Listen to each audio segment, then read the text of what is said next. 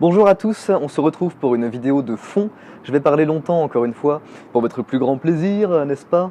Je vais parler d'un sujet qui est peu abordé, qui est peu explicité, et que pourtant vous connaissez au moins inconsciemment parce que vous évoluez tous plus ou moins dedans, parce qu'on est tous concernés par ça. Je vais parler de la loose en milieu nation. Cette vidéo sera en deux parties. D'abord une partie sur le concept de loose. Pour être au clair dans sa pensée, pour savoir de quoi on parle, il faut définir un peu les concepts qu'on utilise, il faut donner quelques exemples, bref, substantialiser les mots qu'on utilise. Sinon, on utilise beaucoup de mots et à la fin, on manque de substance. Donc d'abord, qu'est-ce que c'est que la lose? Qu'est-ce que c'est qu'être un loser? Et qu'est-ce que c'est que, plus important, ne pas être un loser? Et ensuite, quelle lose, entre guillemets, est particulière à notre milieu? Quel est le genre de lose qu'on rencontre quand on est dissident, dans lequel on peut s'enfermer quand on est donc natio et en opposition vis-à-vis du système? Bon, alors j'avais pensé parler de ça en un quart d'heure, et puis là je me rends compte, au vu des références et des réflexions que j'ai, parce que j'ai des réflexions, il faut le savoir, c'est écrit dans les textes, que ça va prendre bien plus d'un quart d'heure. Donc accrochez-vous, prenez-vous un thé, comme ça, pas de café, pas d'alcool, vous serez déjà plus dans le chemin de la pureté, n'est-ce pas? Prenez un thé et regardez cette vidéo. Alors déjà, qu'est-ce que la loose? Si on regarde le Wiktionary, donc le dictionnaire, pas de Wikipédia, mais le dictionnaire qui est fait sur la même méthode que Wikipédia par la Wikimedia Foundation, on voit que la lose, c'est synonyme d'échec, qu'être un loser, c'est être un perdant ou un raté. Ce qui est une définition qui est quand même un peu trop, un peu, je dirais trop large ou trop peu substantielle. C'est que c'est assez nébuleux et ça ne correspond pas, je dirais, à l'acuité qu'a le concept de lose quand on l'utilise dans la vie de tous les jours. Alors je me souviens d'une bande dessinée qui s'appelait Victor Lalouse, du nom de son personnage principal. Victor Lalouse, c'est un personnage qui doit faire 1 mètre de haut ou même pas, alors qu'il a des grosses lunettes, qui est tout chauve sur le dessus de sa tête et qui a des cheveux comme ça qui partent. Et Victor Lalouse, évidemment, il est chômeur, il vit dans un studio. Je crois qu'il essaie de draguer des filles, et puis évidemment, il n'arrive jamais à rien avec les nanas. Et alors, un truc assez remarquable, c'est que le dessinateur qui le fait finit par arrêter, je dirais, son personnage et finit par faire gagner Victor Lalouse. C'est que son personnage, il arrive à lui faire décrocher un boulot, donc Lalouse devient un bon bobo, qui a sa station de radio, qui anime un peu des émissions, qui raconte sa vie, les gens aiment bien. Alors finalement, on se retrouve avec un personnage de loser, mais qui devient un personnage cool et un personnage sympa. Sauf que là, ça n'est plus un loser, et je pense que le dessinateur a eu pitié de son propre personnage, et qu'il a fini par le trahir, entre guillemets. Alors un meilleur exemple de lose, dans l'art, je dirais, c'est le Club des Losers. C'est ce groupe qu'a créé Fouzati, donc un rappeur qui est plutôt bobo, mais qui a un talent de rappeur. Oui. Alors je vous conseille, si vous ne l'avez pas encore fait, d'écouter le premier album du Club des Losers qui s'appelle Vive la vie. Et alors là, c'est un personnage de type qui est complètement dans l'échec, qui n'arrive à rien dans sa vie, qui passe son temps à boire de la bière et à se branler, parce que il n'arrive jamais à rien avec les nanas, pas de boulot, que des boulots de merde, que de la précarité. D'ailleurs, on le voit au fil de l'album, c'est un fil conducteur dans l'album, essayer d'avoir l'attention d'une fille avec qui il était en classe. Et évidemment, elle s'en fout de lui, elle le considère comme une merde, elle lui répond même pas. Enfin, comme le fait d'ailleurs quasiment n'importe quelle nana qui a juste à se montrer un peu pour avoir 50 mecs potentiels. Il n'y a rien de plus facile aujourd'hui que de baiser et d'avoir un boulot quand on est une nana, même potable. Pour ne pas y arriver, faut le vouloir, quoi. Ou presque, parce que là je vais revenir d'ici peu sur un exemple de loose féminine. Et ouais, même ça existe. Mais donc qu'est-ce qu'on voit dans le Club des Losers? Alors déjà, le Club des Losers, c'est un club parce que Fouzati a créé un club, enfin c'est son personnage, mais il est le seul membre de son club, personne ne veut le rejoindre, donc le mec il est tout seul. Et ouais, déjà ça aussi c'est la loose, et ça nous renvoie d'ailleurs au fait que souvent les jeunes européens, les jeunes blancs sont isolés. C'est que le fait d'être isolé, sans statut, sans argent, c'est quand même des facteurs de lose, donc des facteurs sociaux d'être un loser, entre guillemets. Et on voit aussi que son CD, c'est, tout le thème de son album, c'est la négativité. C'est que le mec, il a pas vraiment de vie, ou plutôt il lutte pour avoir un petit peu de vie. Il passe son temps à se branler, à boire, des activités comme ça qui sont plus des passe-temps et des micro-plaisirs faciles à obtenir que, je dirais, des plaisirs difficiles ou vraiment quelque chose de constructif. Et pareil, l'album contient des bonnes critiques enfin un peu limité quand même, mais des bonnes critiques, je dirais, de la société en général. D'ailleurs, Fouzati se lâche sur la bourgeoisie de droite, la bourgeoisie avec le petit polo, avec un petit polo Ralph Lauren, avec un petit sweat, le petit pull noué en écharpe, avec l'arrêt sur le côté, avec les chaussures bateau. Maintenant, il y a des bobos qui portent des chaussures bateau aussi. Alors, bourgeoisie qu'il est facile de critiquer, parce que quand on critique ça, on critique soit des gens qui ne sont pas des bobos, soit des sous-bobos qui ne sont pas des dominants dans la culture d'aujourd'hui. Donc c'est un peu facile, et ça va bien à un loser de critiquer ça, et de pas oser critiquer ceux qui ont le pouvoir aujourd'hui, donc les bobos, les soi-disant minorités, tous les groupes organisés, toutes les communautés, vu que nous on n'est pas une communauté, hein, mais les communautés c'est elles qui dominent, c'est pas nous. Euh, mais mais oui, aussi, pour en revenir à la définition du dictionnaire, il y a un exemple qui est donné de l'emploi du mot loser qui dit ouais, ce qui était bien, c'est qu'une fois sorti du lycée, il n'y avait plus un groupe d'un cool et un groupe de losers.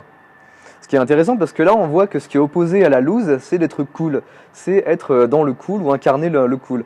Donc déjà, l'antithèse de la lose, c'est d'être cool. Ce qui n'est pas seulement être populaire, parce que quand on dit être populaire, ça a un côté un peu péjoratif, alors que être cool, ça n'est jamais péjoratif. Ou ça n'est péjoratif que du point de vue des gens qui se prétendent au-dessus de ça et qui prétendent ne pas vouloir être cool, alors qu'au fond, ils veulent être cool à leur manière. C'est typiquement les gothiques qui vont parler mal, ouais, les mecs cool, ouais, les gens populaires, trop superficiels, machin.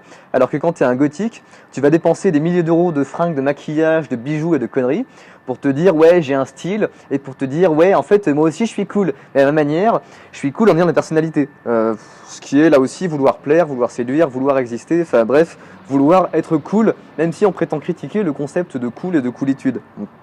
Et d'ailleurs, là, j'ai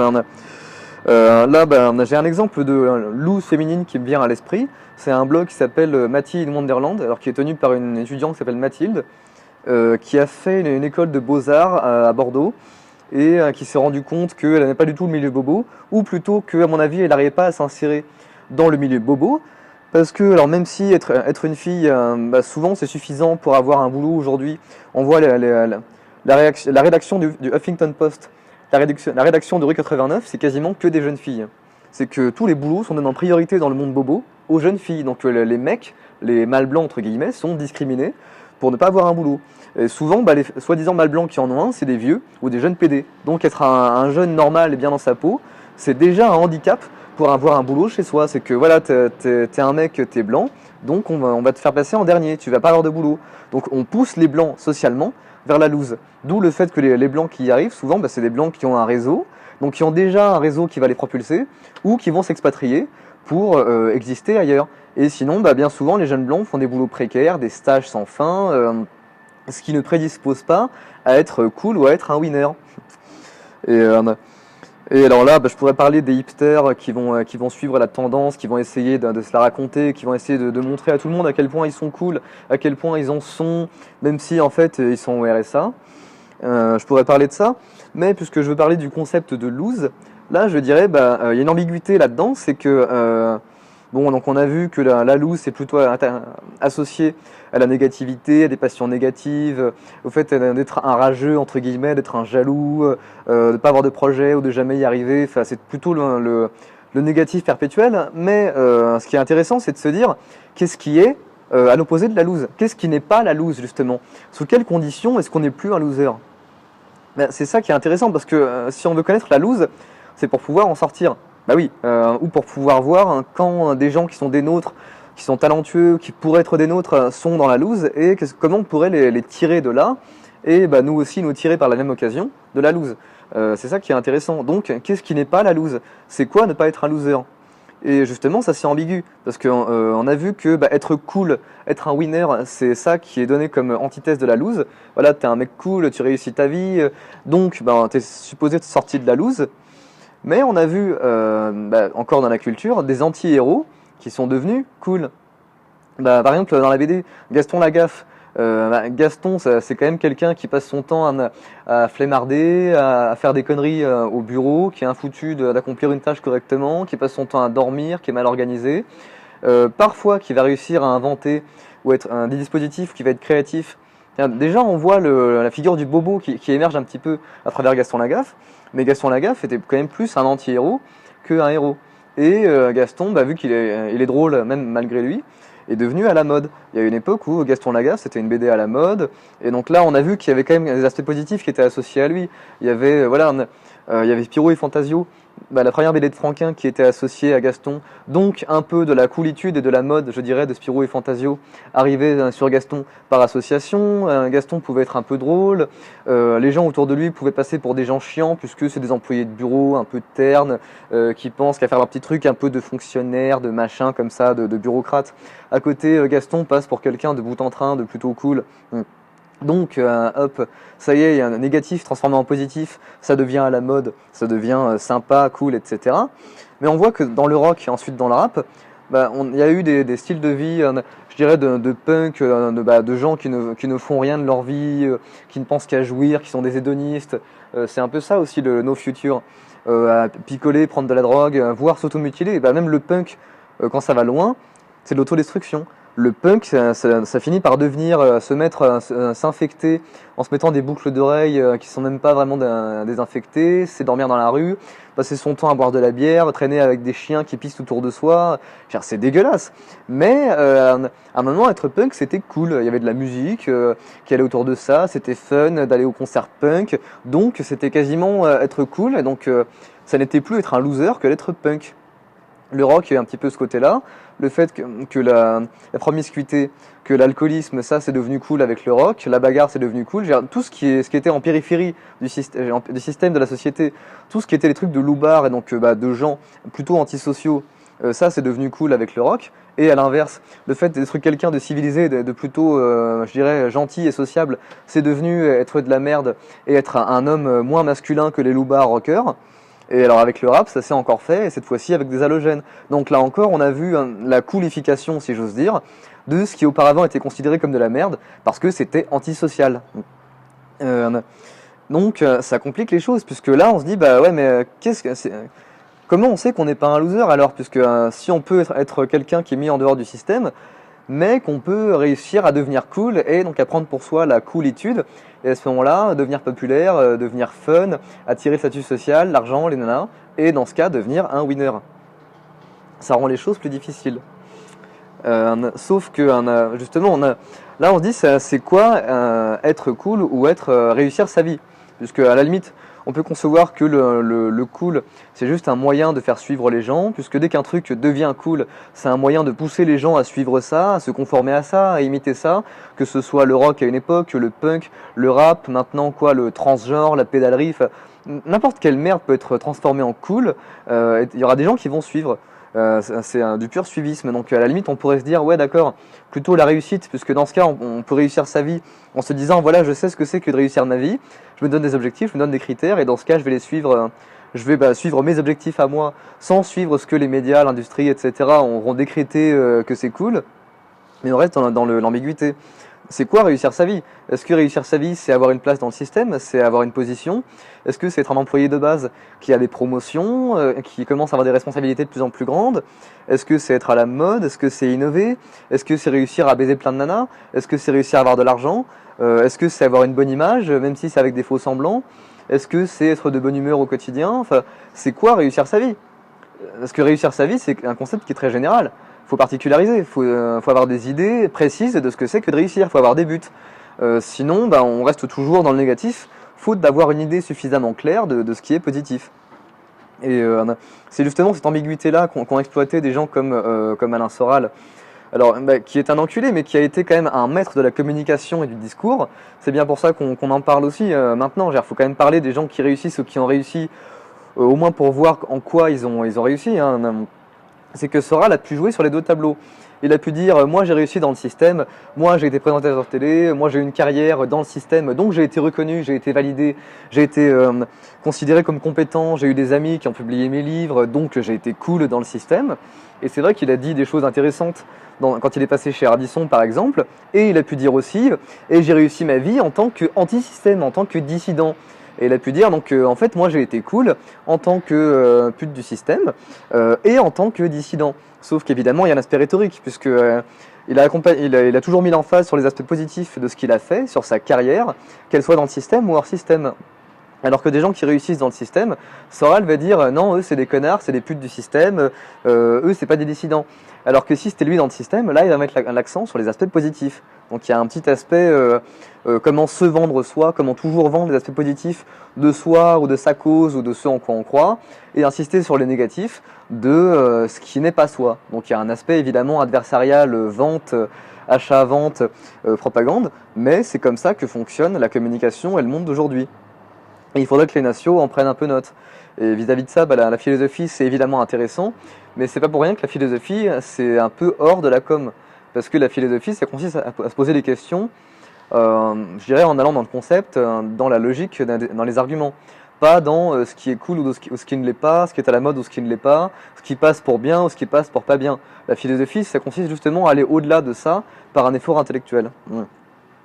Euh, Et pour en revenir à l'ambiguïté de la réussite, c'est ça aussi qui a permis à Marine Le Pen d'aller danser sur de la musique nègre le soir de sa défaite face à Macron, d'aller se trémousser, d'aller faire la fête, d'aller boire du champagne, comme le font beaucoup trop de gens au FN qui se complaisent dans le champagne, dans l'argent, bien mal acquis d'ailleurs, bien immérité, en disant que elle avait eu un score historique à l'élection, que c'était un score historique pour les patriotes, alors qu'on a quand même bien compris, on est beaucoup à avoir compris ce soir-là, que d'une part, Marine s'est ridiculisée contre Macron.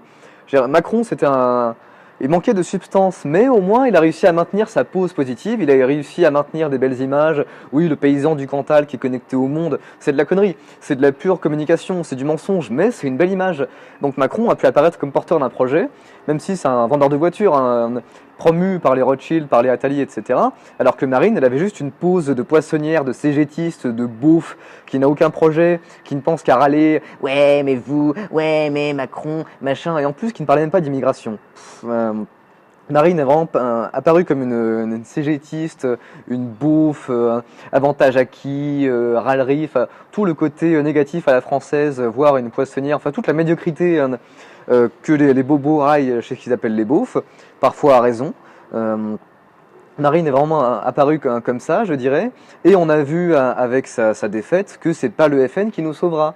Mais Marine a pu être malhonnête jusqu'au bout, et elle a pu se targuer d'avoir un score positif, donc elle a pu dire, regardez, le FN ça reste un parti qui paie, ça reste un parti qui gagne, machin. Alors que le FN a toujours manqué d'enracinement local, a toujours manqué de députés à l'Assemblée, mais le FN a toujours pu, de temps en temps, mettre l'accent sur les positifs, et comme ça dire, regardez, en fait on est des winners. Alors que c'est une impasse, Mais le FN va communiquer un petit peu en période d'élection. Le reste du temps, ils sont occupés à toucher des subventions, à boire du champagne et à vous laisser crever. Voilà, le FN donc, a réussi à échapper à l'image de loose. Même si, bon, on peut se dire quand même que les millions de la famille Le Pen sont des millions qui sont vraiment immérités. C'est des millions qui leur sont payés pour continuer à agiter des faux espoirs sous votre nez, à prétendre qu'ils sont des gagnants, alors que, voilà, ils sont payés pour être quasiment des putes du système. Voilà. Mais non, on voit l'importance de la communication, de savoir communiquer sur son image, maîtriser son image. Mais voilà. Pour savoir ce qui est bon, savoir ce que c'est que la réussite, sous quelles conditions on réussit.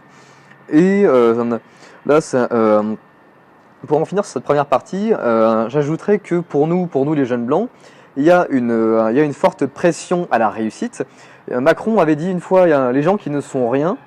Malheureusement, c'est l'expression qui est juste parce qu'aujourd'hui, plus que jamais, je dirais, les places sont très chères. Même pour des petites places de stagiaires, de précaires, etc.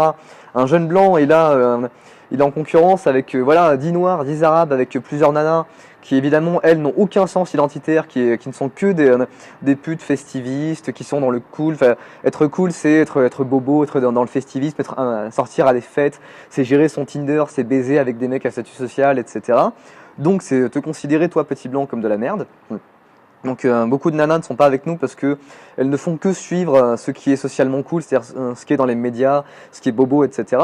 C'est eux qui contrôlent le cool public et c'est ça que les nanas suivent. Souvent les femmes sont beaucoup plus suiveuses que les hommes. Et du coup, nous les jeunes blancs, on est conditionnés, on est poussés à se battre comme des chiens pour des petits boulots, même pas payés, quoi, des petits boulots ultra flexibles avec quelques heures par-ci par-là au SMIC, dans l'espoir d'avoir une promotion, dans l'espoir même d'avoir un boulot, d'avoir un CV, d'avoir un peu de statut social, même pas de l'argent, mais au moins le statut, pour commencer à aborder les nanas et puis à leur dire voilà, je suis ceci, commencer à raconter des histoires, bref, commencer à avoir un statut pour avoir un peu d'attention de la part des filles et échapper un peu à la loose. Donc il y a une pression énorme pour arriver à échapper à la condition de loser au RSA, qui n'a pas de statut, qui fait rien de sa vie, qui n'a pas d'image, qui a rien sur lequel communiquer, etc., etc.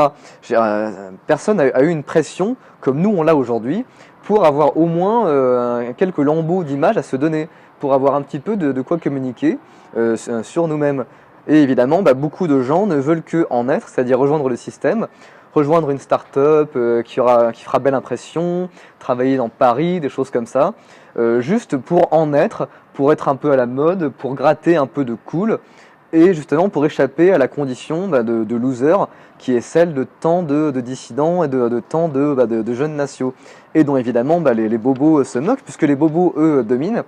Même lorsqu'ils n'ont pas l'argent, ils dominent en étant considérés comme cool socialement, et donc en attirant les nanas, en pouvant baiser, enfin bref, en ayant des options, et parfois en bénéficiant un peu du réseau des gens qui ont de l'argent, de la banque, des grosses boîtes, etc., qui peuvent les embaucher. Et alors là, regardez, on a de l'argent, on est cool, machin. Voilà, ceci était donc sur la loose et ce que la loose n'est pas. Maintenant, je vais en venir au milieu de nationaux, au milieu de dissidents. Alors, malheureusement, en France, ça ne date pas d'hier que la loose soit associée au fait d'être de droite ou d'être dissident. Éric Brunet a fait un livre sur le fait qu'être de droite, c'était un tabou en France. On a vu quand même que les journalistes dits de droite sont très très très minoritaires. Quasiment tous les journalistes sont de gauche. Ça dîne avec le Parti Socialiste, ça dîne avec les Mélenchoniens. C'est tout un monde insulaire, bobo, gauchiste. Il y a très peu de journalistes qui sont de droite, qui s'assument comme tels. Même le Figaro emploie des nanas, encore des filles qui viennent de Slate, qui viennent de l'Express, qui viennent de Nouvelle Obs, qui viennent que de trucs bobo de gauche. Donc être un mec et être de droite, c'est déjà partir avec un boulet. Déjà t'es une merde. Tu commences ta vie, t'es considéré comme de la merde. En étant un mec et en étant de droite. Et malheureusement en France, ça a toujours été plus ou moins comme ça. C'est que un degré qui était moins intense que ça, mais ça a toujours été plus ou moins comme ça. C'est qu'en France, la droite a toujours été dominée culturellement. C'est toujours la gauche qui a lancé les modes, c'est toujours la gauche qui a été du côté de ce qui passait pour à la mode, pour le truc porteur, pour le truc cool. Donc pour le truc de winner, donc pour ce qui est l'opposé de la loose. Donc déjà, tu vois que le jeu politique en France est fait structurellement pour te pousser à être un loser ou à être, je dirais, un bourgeois qui est dans sa retraite, qui est plutôt discret, qui a son milieu insulaire et qui ne va certainement pas attaquer ou être offensif quand tu es de droite. Et ouais, déjà, structurellement, on veut faire de toi un loser ou un planqué qui a peur d'être diabolisé, attaqué par les antifas, les social justice warriors, etc. Et alors, la droite donc a réussi à dominer parfois, à dominer un petit peu, alors à prendre des références, je sais pas, l'opéra, la musique classique, la catholicité, ce genre de choses un petit peu, mais toujours sur un mode trop rigide, trop conservateur, qui donc a laissé le terrain à la gauche pour pouvoir créer, pour promouvoir des artistes nouveaux, promouvoir des peintres, des chanteurs, des machins qui vont attirer l'attention, où les gens vont aller parce que c'est rigolo, parce que c'est sympa, parce que c'est cool, etc. Et donc à créer une dynamique positive, une dynamique ascendante de réussite, de plaisir, de succès, d'impression autour de ça, de mode. Et c'est pas pour rien justement que les bobos aujourd'hui existent. Bobo, c'est quoi? C'est bourgeois et c'est bohème. Bobo, c'est l'argent et c'est le côté spectacle cool de la bohème. Et c'est pas pour rien que tant d'artistes ont été récupérés, puisque tant d'artistes, au fond, dès le départ, rêvaient d'avoir de l'argent et d'être récupérés par le monde bobo, qui est un monde bourgeois, mais qui se fait passer pour concerné par tout ce qui est populaire. Un bobo, c'est un bourgeois, mais qui prétend être social, qui prétend faire du social, en ayant son prolétariat à lui. Et son prolétariat, c'est les soi-disant minorités, qui sont un prétexte pour que le bobo puisse être dans une ONG, une association, donc des relais du pouvoir mondialiste, c'est des organisations, c'est des moyens d'exister socialement et d'avoir du pouvoir. Les associations ont du pouvoir, les ONG c'est pareil. Tout ça, c'est des machins à bobos qui sont donc des instruments, des bras de la gouvernance globale et qui vont assurer aussi aux bobos leur statut et leur dominance sociale. Et bah ça, à droite, ça n'existe pas. À droite, il n'y a pas d'association, ou très très peu. Il n'y a pas vraiment d'organisation, il n'y a pas vraiment de trucs sur le terrain, il n'y a pas beaucoup d'enracinement de terrain, et du coup, bah, les gens sont isolés, les gens ne sont pas organisés, les gens se démerdent, et donc s'ils n'arrivent pas à exister un peu, c'est facile d'arriver dans la loose. Et ouais, on en revient toujours à là. C'est que structurellement, le monde occidental, et français en particulier, est fait pour pousser les gens de droite vers la loose, ou vers une attitude de bourgeois fermé sur son milieu insulaire. Déjà, dès le XVIIIe siècle, là j'ai ici un bouquin du début du XXe siècle qui s'appelle La pensée française de Dominique Mornay.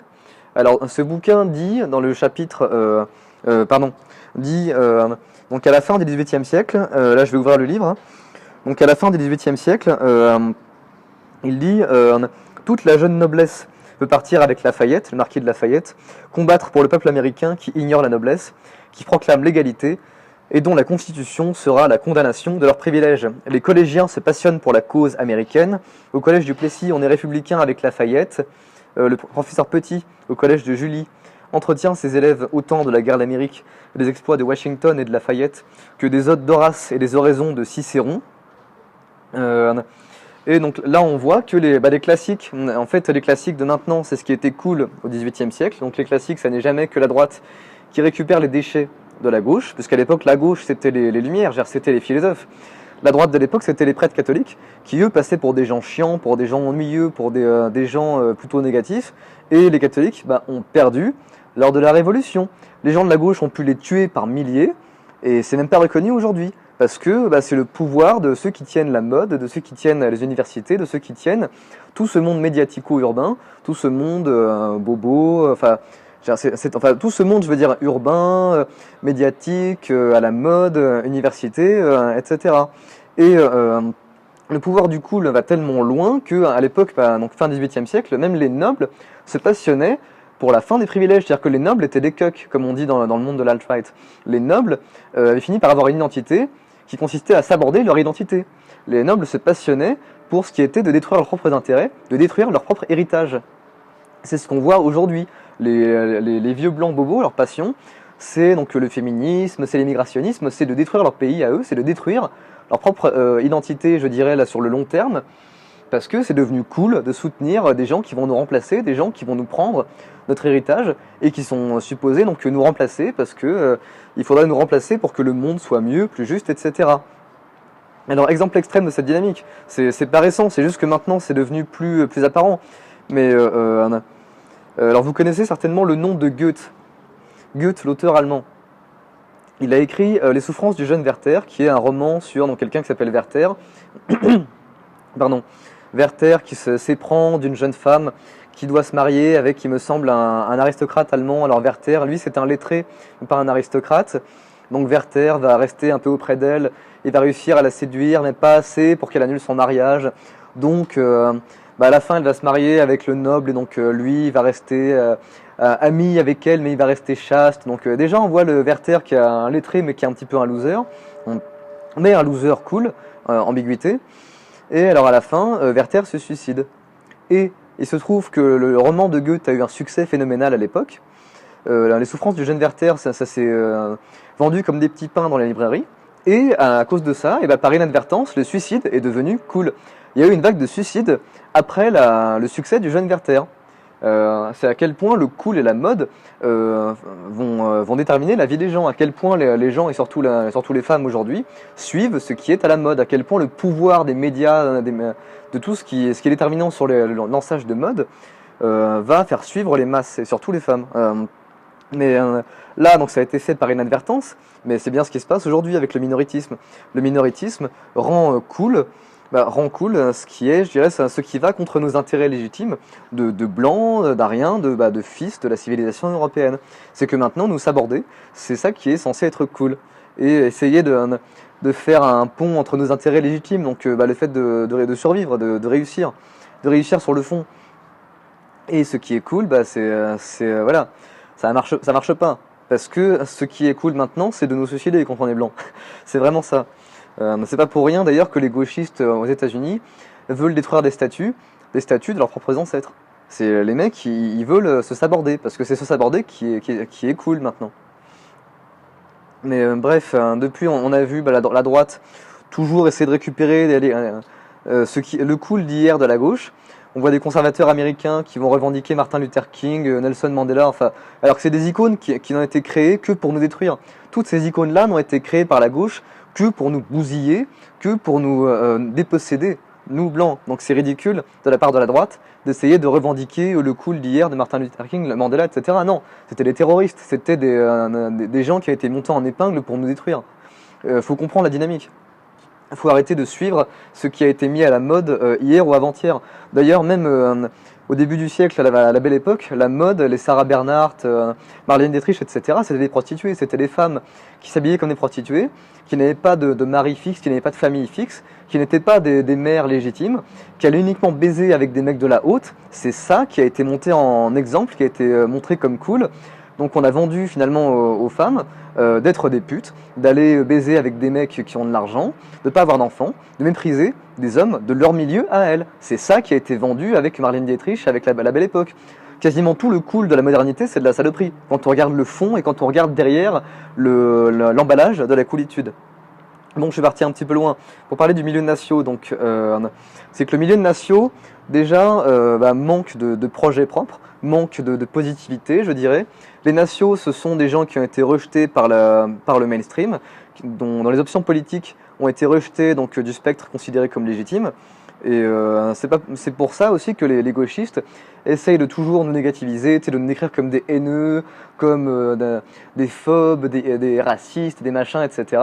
Comme ça, on nous associe à la négativité de la loose, à l'échec, à la rage, à l'impuissance, bref, à tout ce qu'on n'a pas envie d'être, à tout ce que les gens, tout ce que les suiveurs de la masse ne veulent pas être. Et pareil, les gauchistes disent qu'on est relou. Pourquoi relou ? Parce que le relou, c'est l'inverse du cool. Parce que le relou, c'est ce qu'on n'a pas envie d'être, ce avec quoi on n'a pas envie d'être. Donc ça n'a rien de rationnel, ça n'a rien de logique, ça n'a rien d'un argument qui a de la valeur sur le fond, mais ça vaut socialement. C'est que voilà, les médias ont le droit d'être ultra macroniens, d'être obsédés par Trump, par Sarkozy, d'être obsédés en étant pro-Macron, ce genre de choses. Mais comme c'est les médias qui disent ce qui est cool ou ce qui ne l'est pas, personne ne va dire qu'ils sont relous. Par contre, nous, vu que nous, on est des gens de la périphérie et qu'on essaie d'exister avec nos moyens, nous, on va nous décrire comme relous pour nous stigmatiser et donc comme ça nous déqualifier. Et justement, je ferai remarquer que dans le milieu natio, il y a beaucoup de postures. Donc il y a beaucoup de gens qui vont essayer de la jouer plutôt ouais, moi je suis royaliste, ouais, moi je suis monarchiste, ouais, moi je suis bonapartiste. Putain, ça sert à rien d'être bonapartiste. Truc qui sert à rien. Moi je suis ceci. Il y avait un petit peu même de moi je suis national-socialiste, etc. Alors que ce sont des gens qui n'ont aucun projet, qui n'ont aucune organisation, qui n'ont aucune tactique, aucune stratégie, qui ne font rien pour leur communauté, qui se contentent de blablater sur Facebook, qui n'ont que de la posture pour eux. Et évidemment, quand les idéologies dans le milieu FAF ne sont que de la posture et qu'en plus on se bat pour exister dans le ghetto, tout ce que ça fait, c'est produire des gens qui se tirent dans les pattes, parce que ce sont des gens qui n'essayent même pas d'aller conquérir des gens, des normies ou des gauchistes. C'est de la posture. Ce sont des gens qui n'ont pas de projet, ce sont des gens qui n'ont rien à proposer sur le fond, ou qui ont juste à avoir de la pose, ouais, le Christ roi, ouais, la France monarchiste, ouais, Napoléon, ouais, même, je sais pas, régime de Vichy, etc. C'est, ouais, mais bon, tu proposes quoi ? Vous proposez quoi ? Qu'est-ce qu'on fait ? Bah, rien. Qu'est-ce qu'on fait ? Bah, on va juste se branler sur Facebook, au mieux, se branler sur quelques livres, blablater, dans le milieu, bien sûr, et c'est tout. Et justement, je ferai remarquer que l'alt-right, donc l'alt-right américaine, ce sont des gens qui souvent ne sont pas issus du milieu natio. C'est qu'il y a eu quelques mentors de l'alt-right, comme comment il s'appelle, Peter Brimlow, comme John Derbyshire, comme aussi Paul Gottfried. Bref, ces gens-là sont issus du Parti républicain, mais ces gens-là, d'une part, sont fait purger du Parti républicain parce qu'ils étaient considérés comme racistes, antisémites, machin, enfin surtout parce qu'en fait, les néoconservateurs qui sont des trotskistes généralement juifs ont pris le pouvoir dans le milieu républicain et donc ils ont viré les républicains qui ne se soumettaient pas et ces gens, donc ces insoumis, ont aidé à se former sur le fond des jeunes. Donc les jeunes qui sont les gens de l'alt-right de maintenant, les Richard Spencer, etc.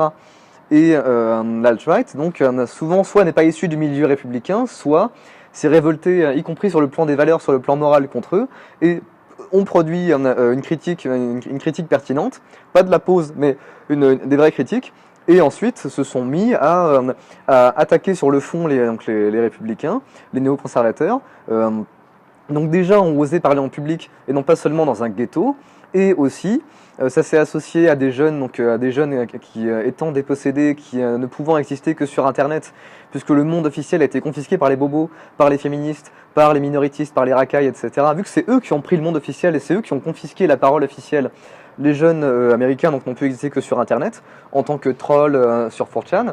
Et alors eux, au moins ils sont allés attaquer les gauchistes, donc au moins ils ont existé vers l'extérieur, donc un mouvement vers l'extérieur et pas seulement un mouvement de ghetto vers l'intérieur, comme souvent on le fait en France. Donc beaucoup plus d'agir, je veux dire, que de posture. Et aussi, je ferai remarquer que ces mecs-là, beaucoup sont devenus, sont allés aborder des filles, sont devenus des PUA, donc des pick-up artists. C'est-à-dire des gens qui vont aborder dans la rue, qui vont essayer de séduire des filles, qui vont se prendre des râteaux bien entendu, mais qui vont aussi parfois arriver à avoir des numéros, qui vont sortir des blagues, qui vont réussir à se sociabiliser. Donc ce sont des gens qui font des choses, qui ont des projets, qui ont des objectifs. Et là, on voit le côté entrepreneur, pragmatique. Et c'est là où l'alt-right a fini par percer. C'est que l'alt-right a réussi quand même à monter ses médias à elle, peut-être qu'on a fait élire Trump. C'est qu'on parle de la meme magic, la magie des mèmes. L'alt-right a réussi à créer du cool avec Pépé la Grenouille. C'est que Pépé la Grenouille, c'est cool pour beaucoup de monde. L'alt-right aussi a réussi à créer son propre cool, chose que les nations ont très souvent échoué à faire, que maintenant on fait en France parce qu'on se rend compte que c'est possible, parce que l'alt-right l'a fait avant nous.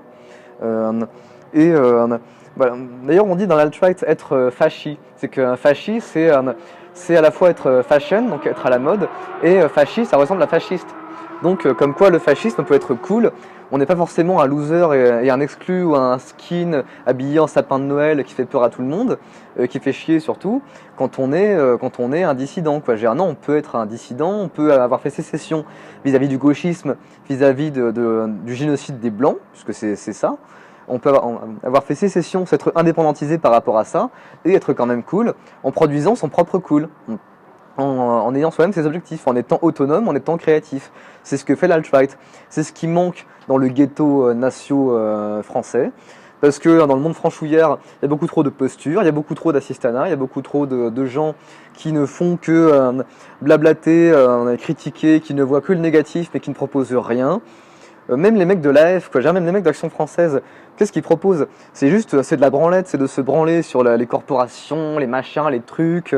Et en plus, les mecs, au moins, ils pourraient faire des vidéos sur, je sais pas, qu'est-ce qu'une corporation, comment ça marchait dans l'Ancien Régime. Ils pourraient faire ça sur un mode pédagogique. Mais non, tout ce qu'ils vont faire, c'est de la branlette. Ouais, nous à l'AF, on est trop fort, on est trop bien, on est catholique, on a raison, gna gna gna gna gna gna, moi je. Après, Daniel Conversano, il est pas assez ceci, Suavelos, ils sont païens, gna gna gna gna gna. Que de la pause et de la critique négative, c'est de la critique stérile.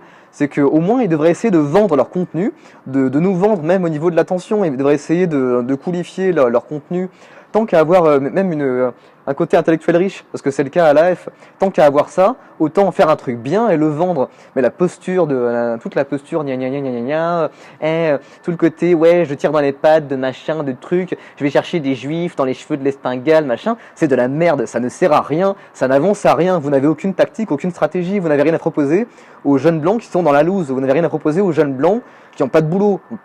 J'ai proposer des trucs, je sais pas, proposer d'embaucher, proposer des emplois, même des, je sais pas, même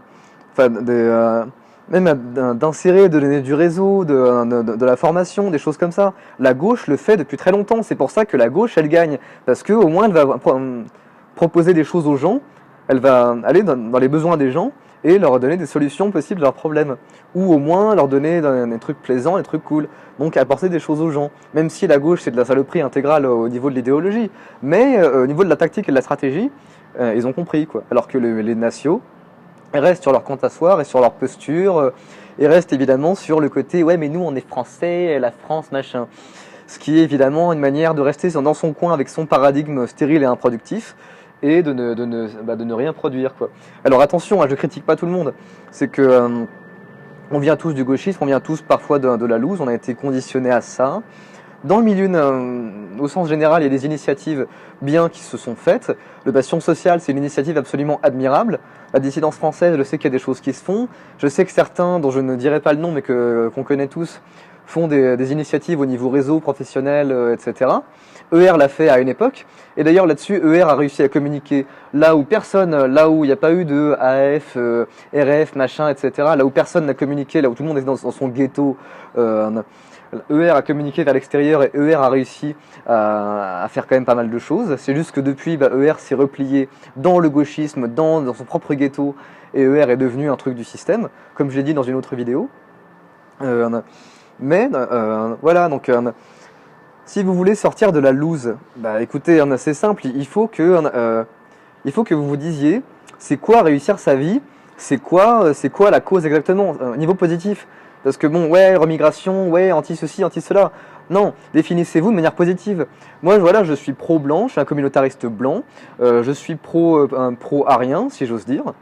Je pense que derrière le concept d'arien, il y a une richesse spirituelle phénoménale qu'on a oubliée, que même le catholicisme nous a fait oublier, mais je pense qu'il y a une richesse à aller chercher très très loin, peut-être dans une histoire de très longue mémoire, comme dirait Dominique Vénère. Je suis pro-famille traditionnelle, je suis pro-survie des Blancs. Moi, je veux qu'on survive, qu'on se communautarise, qu'on réussisse, qu'on puisse travailler, je dirais, sans se faire déposséder, qu'on puisse choisir avec qui on est, qu'on puisse former une diaspora. Et vous remarquerez que tout ça, c'est positif. Essayez de me définir au maximum positivement, et par rapport à des projets positifs. Parce que ça donne des buts, ça donne de la motivation, ça vous pousse à faire quelque chose. Alors que quand les gens sont toujours « ouais, machin, il est juif, machin, c'est une pute à juif, ouais, bidule, il a dit ça, j'aime pas bidule, etc. » C'est une mentalité de loser, c'est une mentalité d'échec. Et c'est une mentalité qui va vous pousser à toujours critiquer, toujours voir le verre à moitié vide, sans rien proposer, sans rien faire de concret. Et justement, quand quelqu'un comme Cro-Blanc veut produire un label pour pouvoir produire des artistes, lancer donc des jeunes artistes, des jeunes talents, c'est déjà quelque chose. Et tous ceux qui vont dire « ouais, mais il est pas professionnel, ouais, mais c'est trop amateur, ouais, mais c'est ceci, c'est cela, etc. » Allez vous faire enculer, vous ne servez à rien, vous êtes de la merde. Soit vous aidez, soit vous contribuez. Donc même en faisant des donations, en faisant, je sais pas, des critiques constructives, par exemple en proposant que tel artiste fasse plus de bacs derrière ses chants, ou qu'il chante plus comme ceci, plus comme cela. C'est au moins une critique constructive, c'est au moins proposer quelque chose. Ceux qui diront « ouais, c'est de la merde, ouais, les brigandes, c'est de la connerie, ou c'est de la merde, ouais, telle théorie, c'est... » Fermez-la, vous ne servez à rien, vous êtes de la merde. Si vous restez comme ça toute votre vie, vous allez crever en loser, vous allez être des petits bourgeois inutiles. Si vous ne donnez rien à la communauté, à part de la négativité et des critiques, et voilà, vous êtes des losers et vous êtes de la merde. Au moins, laissez les gens qui veulent s'en sortir. Qu'est-ce qui porte la cause? C'est nous. C'est le niveau individuel d'abord qui porte la cause. Il ne faut pas raisonner en cercle concentrique. C'est que c'est d'abord nous, c'est à nous d'être compétents, vertueux. Alors quand je dis vertueux, c'est au sens où on a des bonnes habitudes, où on sait faire les choses, où on sait, mettons, même bien cuisiner, bien aborder des nanas, fonder une famille, gérer son argent, savoir gagner plus que ce qu'on dépense, même des choses comme ça. C'est qu'on commence par nous-mêmes avant de procéder vers la communauté, vers l'entraide et seulement après vers les projets politiques. Voilà, faut raisonner en partant de soi, parce que chacun est tout seul pour commencer, donc chacun doit se travailler sur lui-même pour avoir des choses à proposer, pour pouvoir avancer et dans sa vie, et je dirais faire avancer la cause avec lui. Et alors moi, plein de gens me critiquent, n'empêche que moi j'ai des projets, et que moi j'ai des réussites à mon actif. Et alors oui, vous allez dire ouais, machin, écoutez, je suis docteur, j'ai un PhD, je parle 3 langues, j'ai fondé une famille, là j'ai une petite fille qui a eu 9 mois hier, et j'ai plein de projets, quoi. J'ai même tellement de projets que souvent je suis fatigué parce que j'ai constamment pas le temps de faire les choses, et du coup j'ai même pas le temps de dormir parfois et de bien récupérer entre 2 entraînements de musculation. Mais il vaut mieux ça que passer sa vie devant Facebook à bouffer des chips et à regarder Game of Thrones parce qu'on n'a pas de projet, parce qu'on est dans la consommation. Sortez de la consommation, sortez des addictions, même sortez, je dirais, de Facebook, à part pour vous communautariser. Et là, vous commencerez à réussir dans votre vie et à savoir à travers vous-même que vous réussissez, à arrêter de chercher de la